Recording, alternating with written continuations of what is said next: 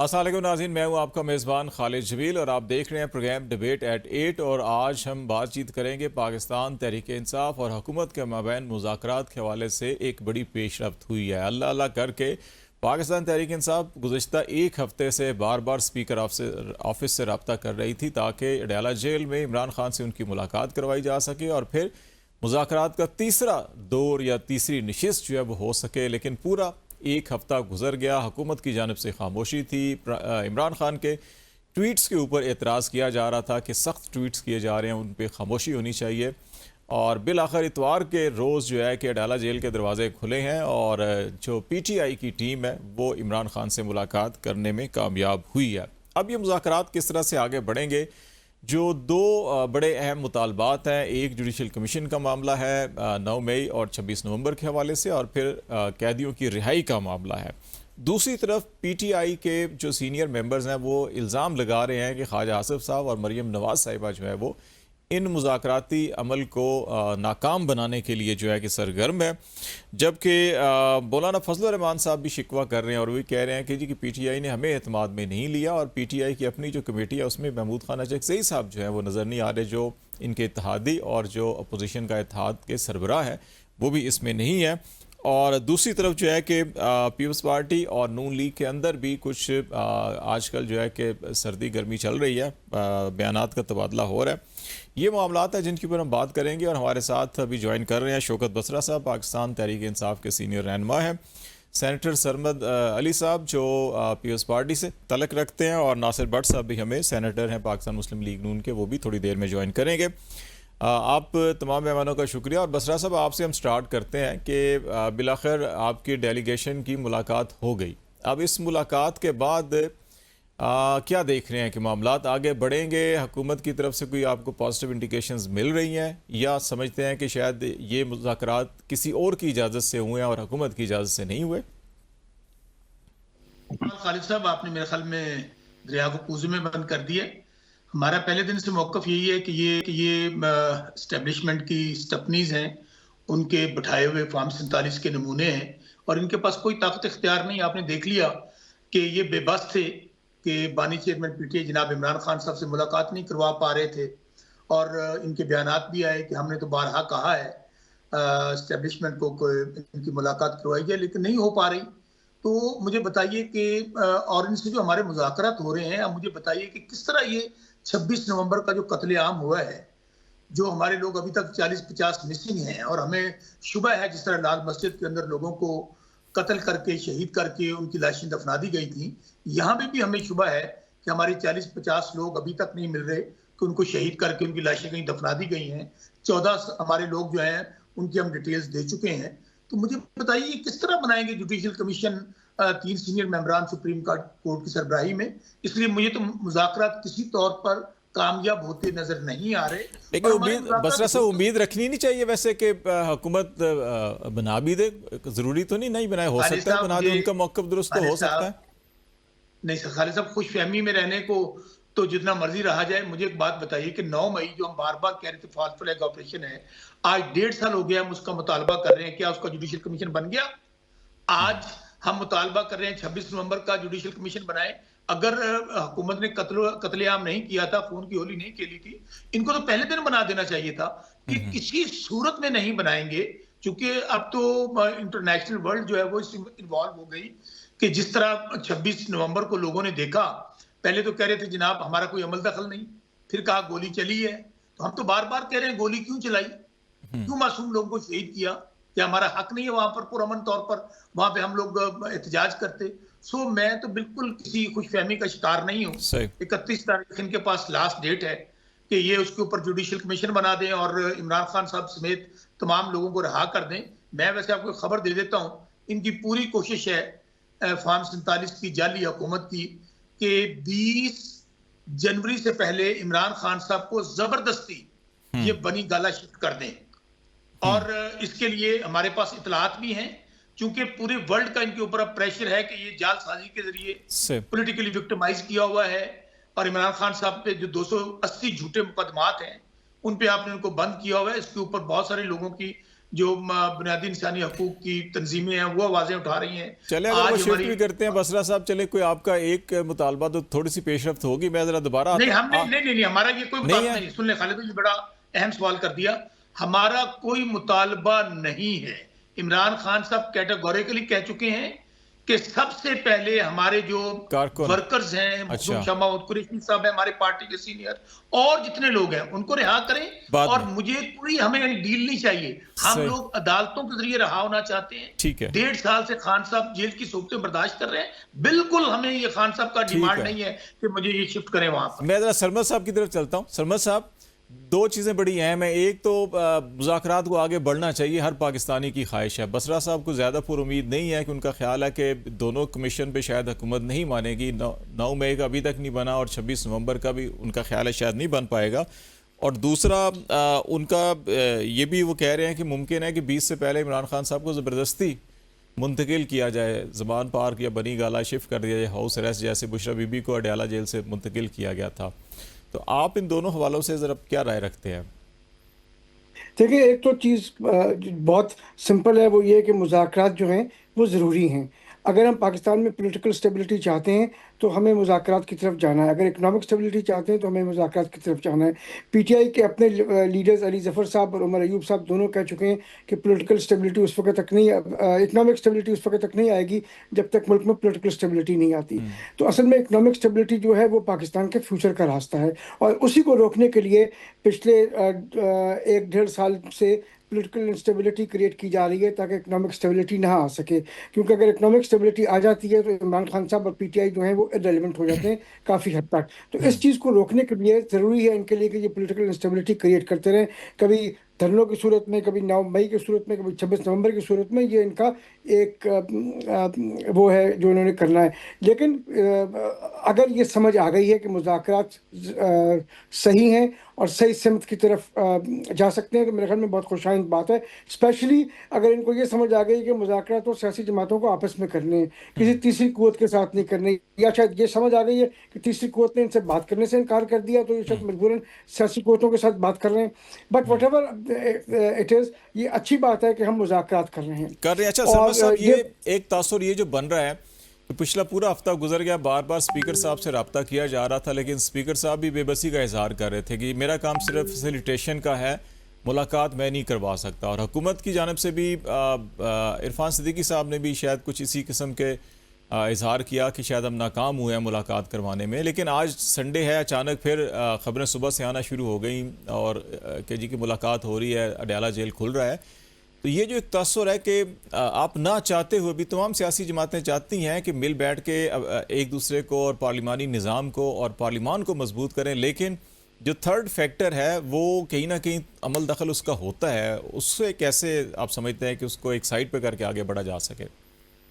एक चीज़ तो जी मेरे ख्याल में हमें वाज़ेह कर देनी चाहिए, वो ये कि पाकिस्तान पीपल्स पार्टी और पाकिस्तान मुस्लिम लीग भी पहले दिन से ही कह रहे हैं कि मुज़ाकरात ही पाकिस्तान को आगे ले जाने का रास्ता है, और सही। मुज़ाकरात से ही सियासी इस्तेहकाम आ सकता है। लेकिन ये देखें ना, मुज़ाकरात जो हैं वो कहते हैं it takes two to tango, one sided तो नहीं हो सकते थे। क्या पीपल्स पार्टी PMLN एक तरफ से कहती कि जी हम मुज़ाकरात कर रहे हैं, दूसरी तरफ जो फरीक है वो कहता है हम मुज़ाकरात में इंटरेस्टेड नहीं है, मैं ना मानूँ हम्म। तरह। तो आप मुज़ाकरात किससे करते हैं? हवा से तो मुज़ाकरात कर नहीं सकते थे। सही। तो अब इन्होंने इनको ये मेरे ख्याल में इनको ये एहसास हो गया। रियलाइजेशन हो गई है, एहसास हो गई है, रियलाइजेशन हो गई है। तो अब तो अच्छी बात है, कर रहे हैं। सही। और मेरा नहीं ख्याल कि कोई तीसरी कुव्वत बीच में इस वक्त हायल है या कुछ कह रही है। अभी आप आज की मुलाकात की जो बात कर रहे हैं, इससे पहले भी मुलाकात हो चुकी है ठीक। मुलाकाती टीम की। ठीक है, मैं उनका नासिर मसला ये भट्ट था साहब को भी इंगेज करता हूँ। भट्ट साहब से बार जी। बार हमारा राब्ता भी मुनक़ता हो रहा था। भट्ट साहब आज माशाल्लाह बड़े धूप इंजॉय कर रहे हैं। भट्ट साहब, ये बताएं कि आज बिलाखिर मुलाकात होगी है, जो एक ये डिमांड की जा रही थी पिछले हफ्ते 10 दिन से, जी हमारी मुलाकात करवाएंगे, तन्हाई में बाहर कहीं लॉन में बैठे हों, ऐसी जगह पे ना हो जहाँ पे कैमरे लगे हों, माइक लगे हों या मुदाखलत हो। तो वो तो मेरा ख्याल है कि आज हो गया। तो अब आपको उम्मीद है कि कोई रिजल्ट ओरिएंटेड आगे चीज़ें बढ़ेंगी? बिस्मिल्लाहिर्रहमानिर्रहीम। और शौकत बसरा साहब की जो बातें मैंने सुनी है, तो आप खुद अंदाजा लगा लें ये क्या मुज़ाकरात करेंगे, इनकी सोच क्या है। भाई आप 1 साल 2 साल आपने वक्त ज़ाया किया, ढूंढते रहे, मैंने उनसे बात करनी है, उनसे बात करनी है। जब वहां से आपको जवाब मिला कि हम आपको नहीं पहचानते, अभी भी आपको यकीन नहीं आ रहा, क्योंकि आप जिनके कंधों पे बैठ के आए थे, आप समझते हैं वही हमें फिर दोबारा बिठाएंगे। तो अभी जो कुछ हो चुका है, हुकूमत इतनी सिंसियर है कि इनकी मुलाकातें पहले भी करा चुके हैं और आज तक इन्होंने एजेंडा नहीं दिया। ठीक है, जब आप कोई एजेंडा नहीं देते कि आपने बात किस पे करनी है, को लिख के दें, को बताएं हमें। जब तक ये कोई कहते हैं ना चार्टर ऑफ डिमांड इनकी क्या है, इनको क्या चाहिए, इनके पास जो इनके मुतालबात है वो क्या है, वो सामने वाज़ह लिख के दे के नहीं बताएंगे तो उसके अलावा बात नहीं होगी। वो तो भट्ट साहब, वो कमेटी के मिनट्स में भी आ गया ना, दो ही मुतालबात हैं कि सियासी कैदियों की रिहाई और अदालती कमीशन का क्याम। वो तो बयानिया, वो जो एलामिया था कमेटी का, उसमें भी आ गया ना। वो कह रहे हैं हम तीसरी मुलाकात में लिख के भी दे देंगे। बस जब लिख के दे देंगे, इनको अकल आ जाएगी कि पहली मीटिंग में लिख के दे देते तो मुलाकात होगी। अगर ये लिख के देंगे, उस झंडे पे बात होगी और उसी पे बात करेंगे तो उसमें कई मसाइल हल हो जाएंगे। और मुझे ये यकीन है, देखिए अगर ये इतने सिंसियर होते, ये मौलाना फजल रहमान को साथ बिठाते, महमूद खान चकजई को बिठाते, वो जो एक नेगोशिएशन होती है ना, जो बात होती है उसमें कोई वजन भी होता, वो कोई बात भी करते। अब इन्होंने सिर्फ अपनी पीटीआई के बंदे, हमें कोई इतराज नहीं है जिसको भी बिठाएं, सिंसियरिटी की बात करता हूं। तो जब ये अपने मुतालबात लिख के देंगे तो उसके बाद बात होगी। अभी यही समझे कि जहां से हम शुरू हुए थे वहीं खड़े हैं, अभी आगे बात नहीं चली, कि 0 पॉइंट पे आगे बढ़ नहीं पा रहे। अच्छा ये बताएं। अच्छा, मैं यहाँ पे एक बात कहना चाहूंगा, भट्ट साहब ने जो बात की इसके ऊपर मैं एक बात कहना चाहूंगा जी। देखिए, इन्होंने अब कहा है कि हम राइटिंग में दे रहे हैं, दो हमारे मुतालबात हैं। एक उन्होंने कहा जुडिशल कमीशन बनना चाहिए, दूसरा इन्होंने कहा कि जी जो हमारे सियासी कैदी हैं उनको रिहा करना चाहिए। इसमें दो बातों को हमें ध्यान में रखना चाहिए। एक तो ये कि पाकिस्तान में इस वक्त सियासी कैदी कोई नहीं है। ये बातें, जो लोग भाई नाव के सिलसिले में गिरफ्तार हुए उनको आप सियासी कैदी नहीं कह सकते। उन्होंने पाकिस्तान की फौजी तनसीबात के ऊपर हमला किया, उनका वो किसी भी ज़िम्रे में सियासी कैदियों के ज़िम्रे में नहीं आते।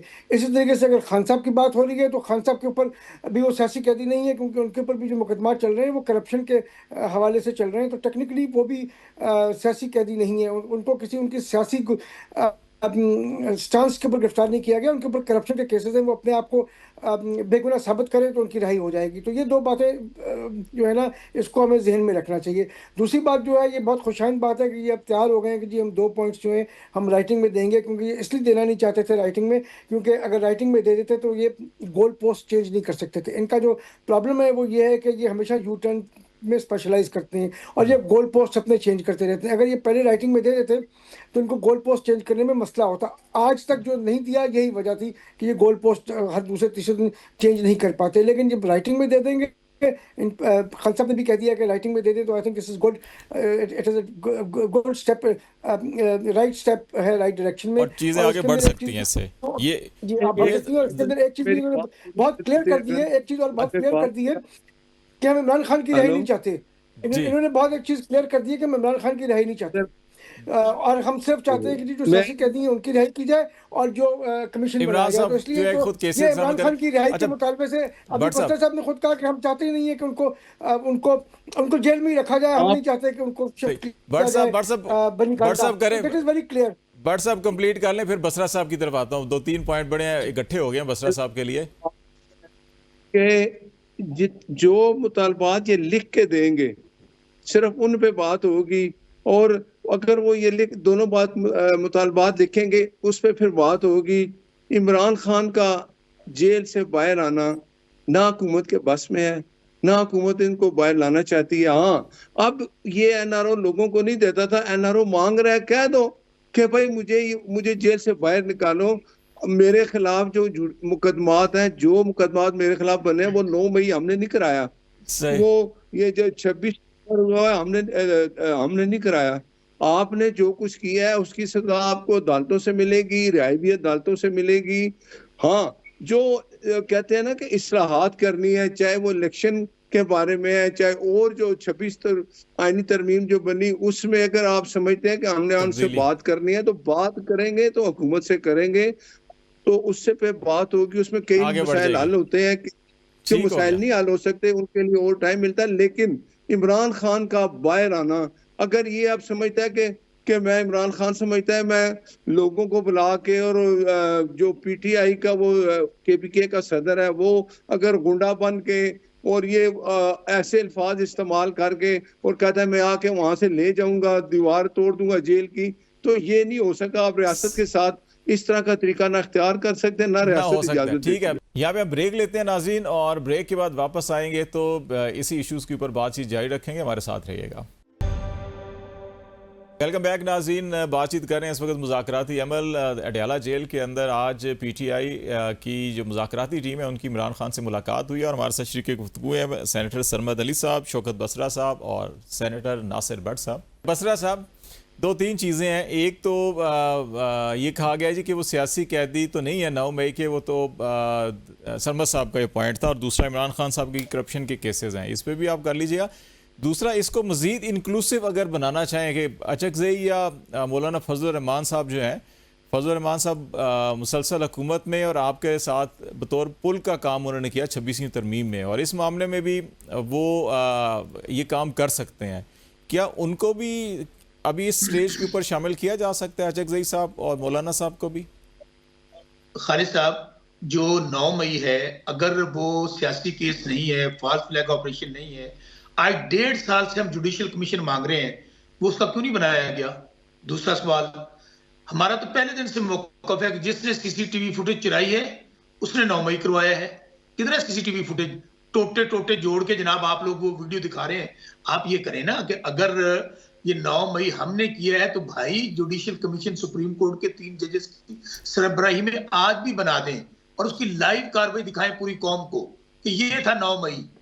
अच्छा, दूसरी बात, तो ये 280 केसेस जो हैं वो कौन से सियासी केसेस नहीं है? अब इमरान खान साहब पे एलिगेशन क्या है 9 मई का कि जी वो जमान पार्क में थे और चारपाई के नीचे 2 सिपाही सुन रहे थे कि वो हदायत दे रहे थे कि आप इस तरह करो। दूसरी बात, खान साहब तो उस दिन जिस दिन ये वाकया होता है वो उस दिन हिरासत में थे और आपको याद है सुप्रीम कोर्ट ने ये वर्डिंग दी और फाइंडिंग दी कि उनकी गैर कानूनी हिरासत ली गई हाई कोर्ट इस्लामाबाद से। सो मेरे भाई, ये तो पूरी दुनिया जानती है कि ये तमाम के तमाम झूठे और फ्रॉड केसेस हैं कि 70 साल की उम्र में खान साहब पर एक मुकदमा नहीं होता और आला फौरन 280 मुकदमे हो जाते हैं। और दूसरी बात, मुझे और खालिद साहब ये बताइए, कौन सी अदलिया जिसको बंदूक के जोर पे फतह कर लिया गया है? अब तो वो अदलिया है कि जिसको कहते हैं कि ये फैसला आ रहा है। एक मिनट सरमद साहब, मैंने इंटरप्ट नहीं किया, सब्र करें। सरमद साहब, आप दोनों बोले, मैंने इंटरप्ट नहीं किया, मुझे बात करने दें। अच्छा, तो ये बेचारे, तो मैं फिर कह रहा हूं कि जो काउंसिलर मुंतखब होने के काबिल नहीं रहे हैं, जिनकी हैसियत और औकात ये है कि 10-10 हजार वोट लिए हैं, उनको फॉर्म 47 देकर वहां पे किसी को एमएनए मुंतखब कर लिया, किसी को सेनेटर को जालसाजी से 17 सीटों के साथ वज़ीर आज़म बन गया, कोई जालसाजी के साथ पाकिस्तान का सदर बन गया, कोई जालसाजी के साथ गवर्नर बन गया, हारी हुई चीफ मिनिस्टर बन गई। तो क्या इनकी हैसियत और औकात है? और दूसरी बात, एनआरओ इसको कहते हैं कि इतवार वाले दिन आप जेलें कलवाते हैं और एनआरओ आप लेने की कोशिश कर रहे हैं। आपको एनआरओ नहीं देंगे।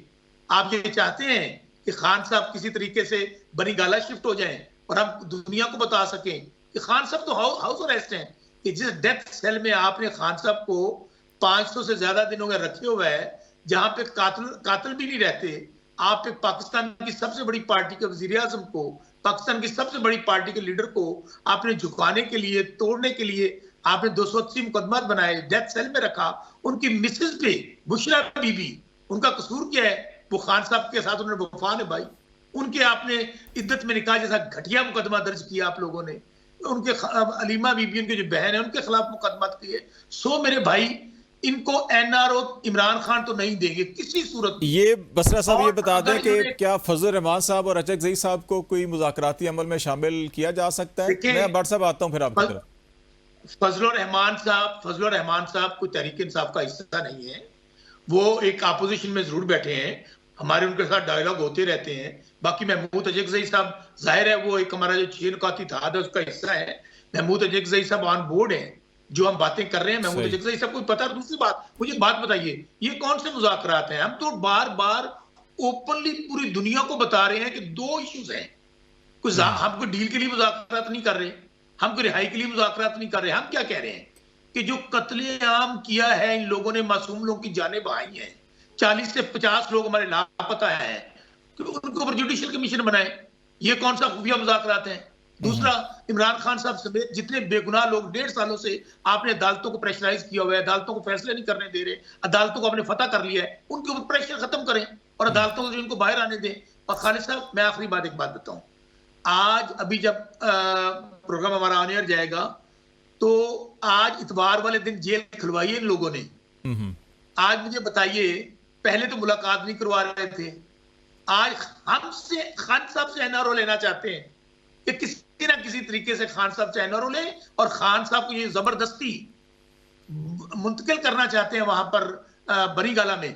खान साहब नहीं मुंतकिल होंगे। चले बसरा साहब, कोशिश और दुआ करनी चाहिए कि चले एनआरओ देना पड़े या लेना पड़े, मामला जरा आगे बढ़ जाएं। जी भट्ट साहब, आप कोई जवाब देना चाहेंगे? लेकिन एक चीज़ और मैं ज़रा सवाल भी छोड़ देता हूँ भट्ट साहब आपकी तरफ। वो सवाल ये है कि ये ख्याल किया, जैसे आपकी तरफ से इतराज़ होता है जी कि इमरान खान साहब का जो एक्स है वो ज़रा खामोश हो जाए तो मामला आगे बढ़ जाएंगे, वहाँ से सख्त बयानात आते हैं। उधर से ये कहना है जी ख्वाजा साहब और मरियम साहिबा के बयानात भी बड़े सख्त हैं और वो भी चाहते हैं कि मुज़ाकरात नाकाम हो। तो ये जो कुछ सीज़ फायर का भी इम्कान हो सकता है अभी जो तीसरा राउंड शुरू होगा तो उस वक्त?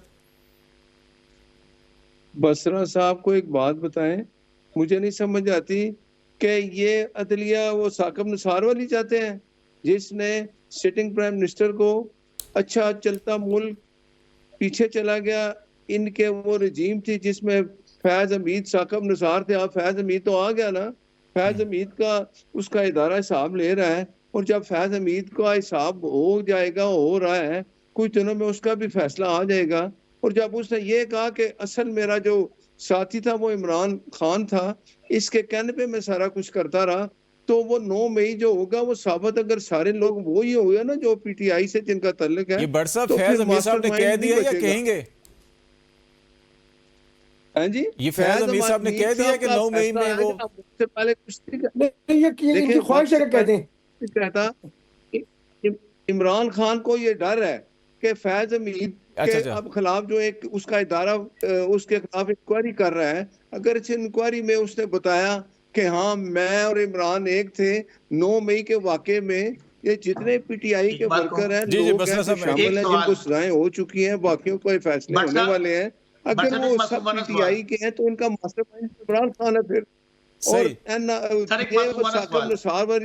नहीं आ सकती। बट साहब ब्रीफली, बसरा साहब ब्रीफली एक दो जुमले करें, मैं सरमद साहब को एंगेज करना चाह रहा हूँ, काफी देर से उनको टाइम नहीं मिला। मेरा इन दोनों को चैलेंज है कि आप ये जनरल फैज वाला जो ट्रायल है वो लाइव दिखाएं कौम को, ताकि दूध का दूध पानी का पानी हो जाए। क्यों नहीं लाइव दिखाते आप? ठीक है, मर जाएंगे आप लोग। सरमद साहब इन्होंने कहा जी, मैं 2-3 चीजें कहना चाहूंगा। आप देखिए, और अब एनआरओ नहीं मिलने वाला, नहीं मिलेगा, ठीक हो गया, किसी को नहीं मिलना है।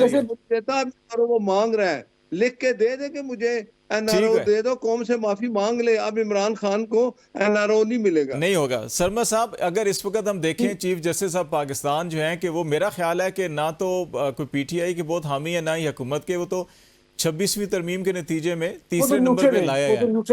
हाँ, अगर उनकी सरबराही में कोई कमीशन बनता है तो मेरा ख्याल है वो तो अगर न्यूट्रल है तो फिर तो किसी को एतराज़ नहीं होना चाहिए। हाँ, अगर कोई और होते, जैसे साकिब निसार साहब का कहा जा रहा है, या बंदयाल साहब या जस्टिस कयूम साहब फोत हो गए, या जस्टिस डोगर टाइप के लोग होते तो फिर तो फायज ईसा साहब की सरबराही में बना देना, बहुत अच्छा रहेगा। वो भी तो एक डिस्प्यूटेड है ना, मेरे ख्याल है ये अफरीदी साहब बिल्कुल डिस्प्यूटेड नहीं है, बिल्कुल डिस्प्यूटेड नहीं है। I think one of the finest chief justice this country had Qazi फैसला साहब। उनको डिस्प्यूटेड बनाया गया। नहीं, मेरा ख्याल है देखिए दुनिया के सारे ज्यूरिस्ट फोरम उनको डिस्प्यूटेड कह रहे हैं उनके फैसलों को, तो हम तो नहीं कह रहे। डिस्प्यूटेड नहीं कह रहा। आप देख लें किस उनको जो टेंपल इन ने जिस तरीके से उनको वहां पे ऑनर किया, उससे पता चलता है कि कितना बड़ा ज्यूरिस्ट था वो शख्स। लेकिन खैर, हैविंग सेड दैट, उसको एक तरफ रखें बात को। मैं 2-3 चीज़ें कहना चाहूँगा। देखिए, ये बातें हो रही हैं, फॉर्म 47 की बातें कभी कर लेते हैं, कभी ये 9 मई की बातें कर रहे हैं। असल में इन लोगों की जो प्ले बुक है ना, ये कोई नई प्ले बुक नहीं है। इन्होंने अपनी प्ले बुक बोरो की है गोएबल्स से, और गोएबल्स कहता था झूठ इतना बोलो कि सच लगने लग जाए। तो बेसिकली जब फाशिज्म था, खान साहब की जो गवर्नमेंट थी वो that was a fascist government, और उससे बड़ी फाशिस्ट गवर्नमेंट पाकिस्तान की तारीख में आज तक नहीं आई ज़ियाउल हक के अलावा। तो उस में अगर आप देखें तो जिस तरीके से वहाँ पे जितना झूठ बोला गया है, वो लगता है हम आज जब हम बात करते हैं तो हम समझते हैं सच है। अब मिसाल के तौर पर डेथ सेल की गर्दान हम सुन रहे हैं। What death cell are we talking about? Death cell था जनाब जो जुल्फकार अली भुट्टो जिस डेथ सेल में रहा था, 6 foot by 6 foot by 9 foot, that was death cell. आप किस की बात कर रहे हैं? आपको तो 4 कमरों का वहाँ पे कॉम्प्लेक्स किस्म का दिया हुआ है, जहाँ पे आपकी एक्सरसाइज मशीन भी है, आपके पास मुशक्ती भी है, कुक भी है, पता नहीं क्या क्या आपको फैसिलिटी दी गई हुई है। व्हाट आर यू दे रहा टॉकिंग है। अबाउट? खुदा के वास्ते झूठ बोलना बंद कर दें। अब कभी खुदा के लिए जिंदगी में सच भी बोल दिया करें। पर बहुत आप लोगों ने झूठ इतना बोल दिया कि लगता है कि सच, और मुल्क को आपने तबाह करके रख दिया है। आपने वैल्यू सिस्टम खत्म कर दिया है, लोगों को गाली, मार कुटाई, बदतमीजी, इसके अलावा आप लोगों ने कुछ कौम को सिखाया नहीं है। 4 आदमी बैठते हैं आपस में, एक दूसरे को गाली देने के अलावा कुछ नहीं कर रहे होते, गिरबान पकड़ रहे होते हैं, बच्चों को माँ बाप की इज्जत आपने करना खत्म करा दी है। वैल्यू सिस्टम की आपने धज्जियां उड़ा के इस मुल्क में रख दी है। कुछ खौफ खुदा करें आप लोग, इस मुल्क को आगे जाने दें, इसलिए कि ये मुल्क है तो आप है। ये नहीं बात कहें कि जी ये शख्स नहीं तो मुल्क नहीं, नहीं, ये मुल्क है तो वो शख्स भी है, और ये मुल्क है तो आप सब भी हैं, हम सब भी हैं। खुदा के लिए इस मुल्क को आगे जाने दें। वो कौन है, मेजर गौरव, जो इंडिया में एक व्लॉगर है, वो कहता है कि जी इमरान खान ने वो कुछ कर लिया पाकिस्तान के साथ और इंडिया के साथ जो हम 75 साल में नहीं कर सके। Is that what your leader is all about? Is that what Khalid PTI भाई, इज ऑल अबाउट? जी बस क्या जब आप आते हैं लोगों ने जरा। नैरेटिव इस मुल्क में, कि आपने एक गलत नैरेटिव बना के इस मुल्क को तबाही की तरफ लाके दिखाने पे खड़ा कर दिया है। अच्छा शर्मा साहब, बस एक कर और दें, आप चीज़ भी खुदा है। के लिए इस मुल्क को आगे चलने दें। हमारी बातचीत का सिलसिला जारी है, लेकिन हमें छोटी सी ब्रेक लेनी है, और ब्रेक के बाद जब वापस आएंगे तो बातचीत को यहीं से आगे बढ़ाएंगे। नाज़रीन हमारे साथ रहिएगा।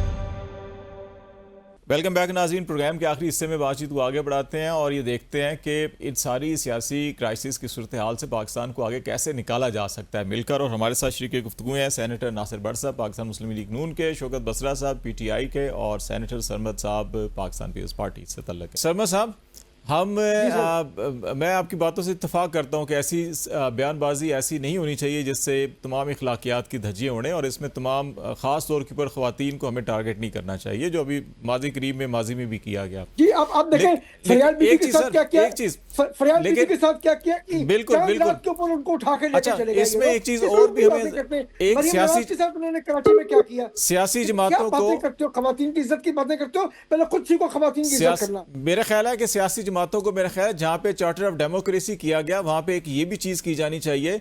और दूसरा ये देखें, 70 साल से मेरा ख्याल है फातिमा जना को जब बुरा भला कहा गया तो उस वक्त तो पीटीआई नहीं थी, या ना पीपल्स पार्टी थी, ना नून लीग थी।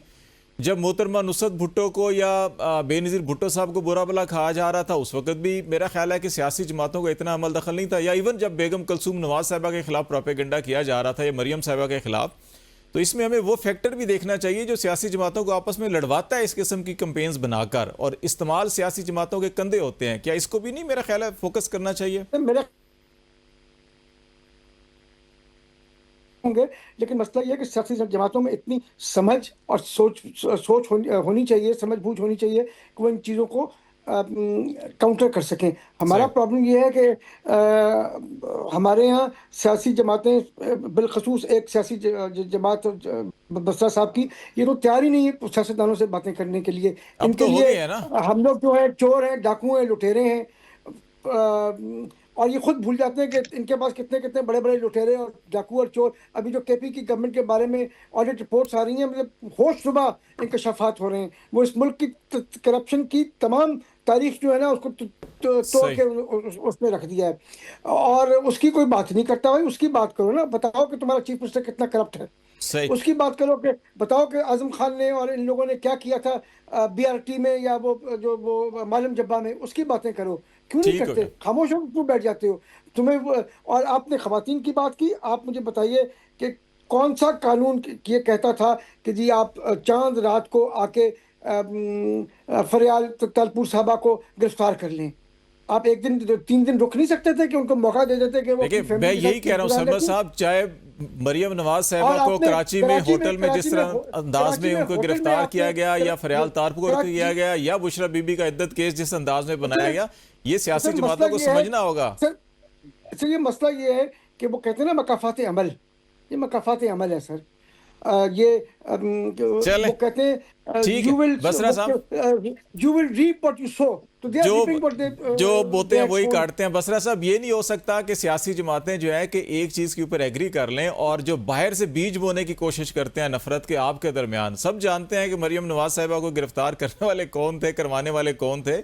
सिमिलरली हर दौर के अंदर ये हुआ, PMLN के साथ, पीपल्स पार्टी के साथ, आपकी जमात के साथ भी हुआ। बहुत से मामला में नून लीग वाले खुद कहते हैं हमें तो पता ही नहीं क्या हो रहा है क्या नहीं हो रहा। तो ये कि जरा आप इस पे भी बैठ के कुछ गौर कर सकते हैं। खालिद भाई, पहले तो झूठ बोलने वाले पर अल्लाह की 100 बार लानत।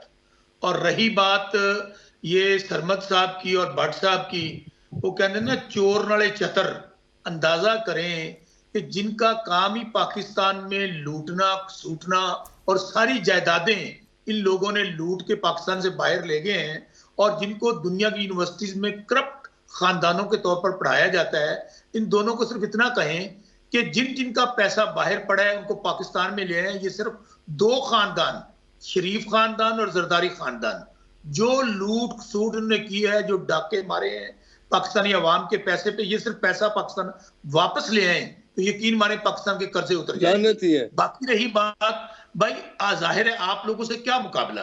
अब तो बेचारे आप लोगों की हैसियत ये है कि आप काउंसलर मुंतखब नहीं हो सकते। अवाम तो आप लोगों से नफरत करती है, अवाम तो आपको जेलों में देखना चाहती है, खा वो जरदारी साहब हो, खा ये नवाज शरीफ साहब हो, शहबाज शरीफ हो, ये जो इनके चेले और खलीफे हैं, ये सरमद साहब और भट्ट साहब जैसे, ये बेचारों का काम तो वो तबलीगियों वाला है। इनकी बात करने दें, आपने बोला मैंने इंटरप्ट नहीं किया। इनकी हैसियत औकात तो सिर्फ बेचारों की ये है कि इनको रखा सिर्फ इसलिए हुआ है कि आप लोगों ने झूठ बोलना है। ये बेचारे अपनी आखिरत खराब कर रहे हैं। इनको भी पता है कि आज वो नवाज शरीफ जिसके नाम पे पार्टी है, बात तो सुने, वो नवाज शरीफ जिसके नाम पे पार्टी है वो खुद हार गया, तो इनकी क्या हैसियत और औकात है। दूसरी रही बात जरदारी साहब की, अब वो पार्टी जो पाकिस्तान की पार्टी थी, मैं पीपल्स पार्टी में रहा हूं सरमद साहब, आज वो पार्टी सिर्फ अंदरून सिंध की चंद सीटों की पार्टी बन गई है।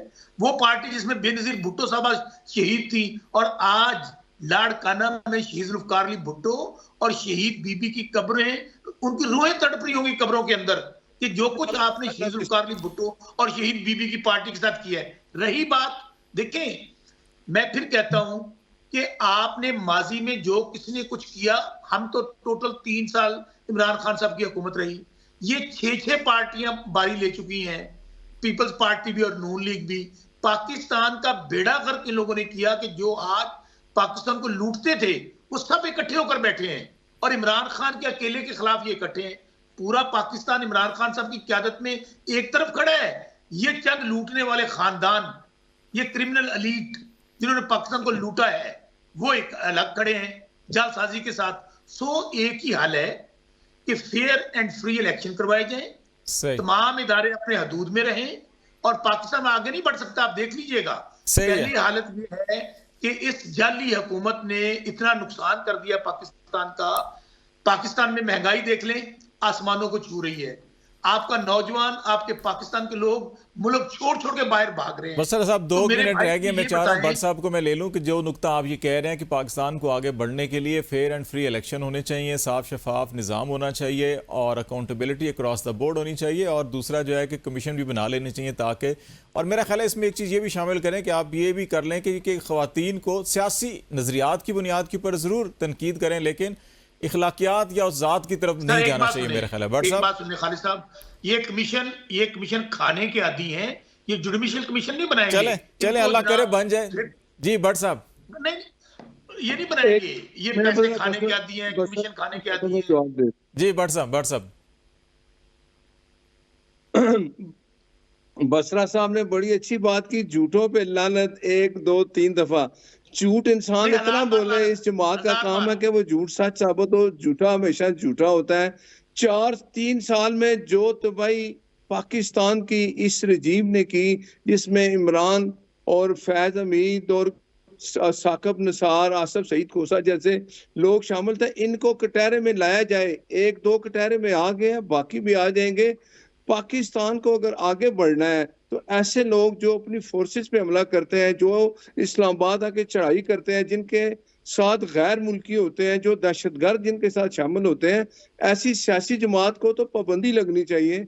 सियासी जमातें ऐसे काम नहीं करती। और आपकी बात मैं इत्तेफाक करता हूँ, बसरा साहब के झूठों पे लानत लानत लानत, इतना झूठ मत बोलें। अभी अभी जो हालात हैं, आप मेरी बात सुने, मैं आपकी बात का जवाब दे रहा हूँ आपको। मैं बता रहा हूँ, आपने कहा है झूठों पे लानत है, मैं उसकी तारीफ चले कर वो रहा हूँ। आगे चलते हैं हम। वैसे वो डोनट भेज दें, छोटे बने लफ्ज ये ना इस्तेमाल करें। अच्छा, स्वीट डिश होती है, उससे जरा तलखियां कम होती हैं। बट सब कंप्लीट कर लें, आखिरी मिनट में बात कंप्लीट कर लें, फिर मुझे करना है। तजवीज बता दें कि चीजें ठीक कैसे होंगी। कि इमरान खान मुज़ाकरात पे अगर वो अब आ गया, मैंने तो पहले भी एक बात कही थी, अगर वो सिंसियर होता तो उसमें मौलाना फजल रहमान जैसे और महमूद खाना चकजई शामिल होते। ये आदमी है, इसने तो अपोजिशन भी, ये शख्स अपोजिशन को भी इकट्ठा नहीं कर सकता। जो शख्स अपोजिशन को इकट्ठा नहीं कर सकता, उसने क्या अपोजिशन करनी है? चले दुआ करते हैं, उम्मीद करते हैं कि हालात बेहतर हों, जो मुज़ाकरात का अमल शुरू हुआ है किसी किनारे लग जाए। भट्ट साहब बहुत शुक्रिया, नासिर भट्ट साहब बहुत शुक्रिया, शौकत बसरा साहब आपका भी बहुत शुक्रिया, और सेनेटर सरमद अली साहब हमारे साथ थे, उनका भी बहुत शुक्रिया। नाज़रीन, आज तक के लिए इतना ही। खालिद जमील को इजाज़त दीजिए, अल्लाह हाफिज़।